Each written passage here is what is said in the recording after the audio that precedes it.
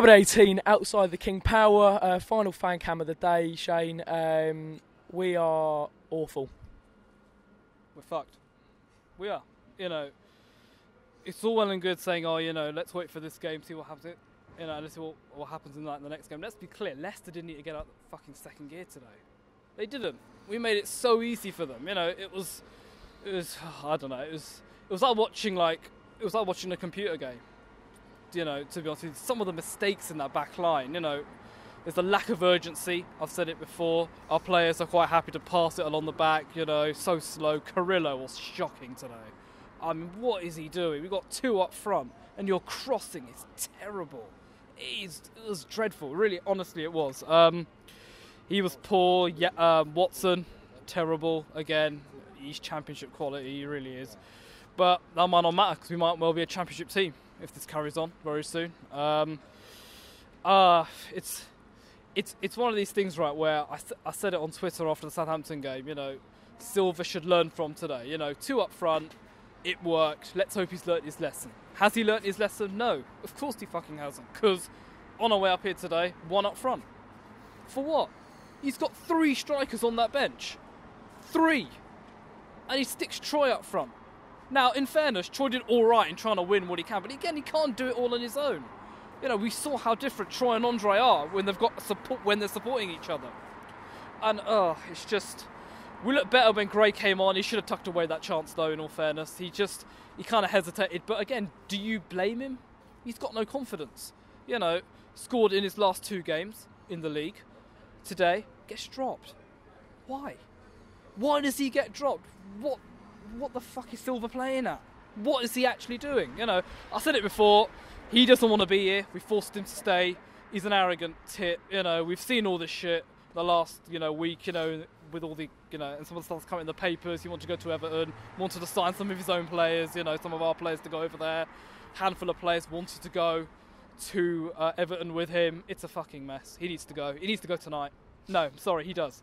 Get a guy in who actually has a little bit of spirit, a little bit of belief, and try and get that dressing room back, because that dressing room's gone. It's absolutely gone. I was going to touch on one of your points. You said about Carrillo, how he played poorly today. Well, we had Amrabat at the start of the season, and that was one where Silva had a bit of a problem over. Another option on right midfield. There's clearly a lack of relationship between Giraldi and Silva, and that is one of the main problems at the minute. Well, the owners aren't talking, are they, with Silva? There's a complete blank wall of communication. Nothing's happening. You could tell as well, and it's kind of a thing I picked up on social media when at the start of the season all the players were all together, there was a bit of banter with, the fans. You don't see that as much anymore. I find you see Cabasele and all that, and he's a Don, but you don't see that as much anymore. I think there's definitely a massive divide. In the dressing room, there's a massive divide behind the scenes. I think it's so much deeper than I think we even realise as fans. It's hard to stay positive. It really is. He needs to go tonight. I have a feeling he's not going to go. I have a feeling they'll wait until Stoke or something miraculous to happen at Southampton. I can see us losing to Southampton as well. I mean, Stoke did something against Huddersfield today, I think.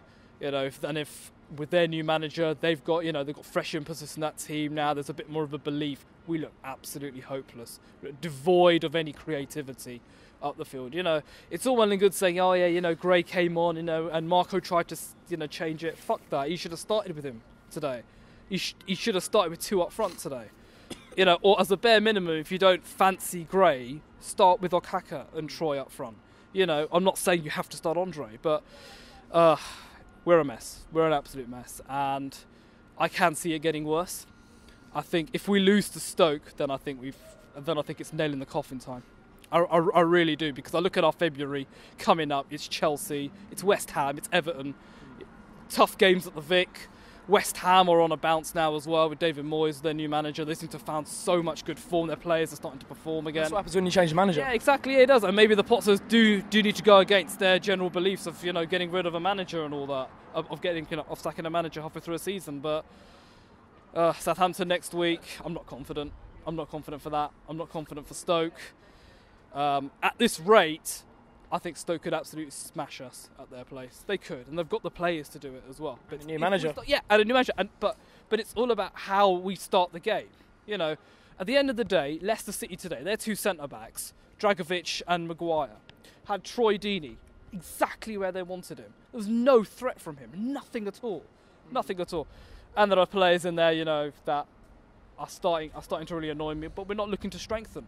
We're not looking to. It's day 20. It's the end of day 20 of 31 in this transfer window, and we still haven't signed anyone. That's actually wrong. We've signed a new medical director. And an Elba. And an Elba, yay! But I don't think the upper Graham Taylor, so I think it's got to change, and I think it's got to be the manager. It's got to be bloody soon as well.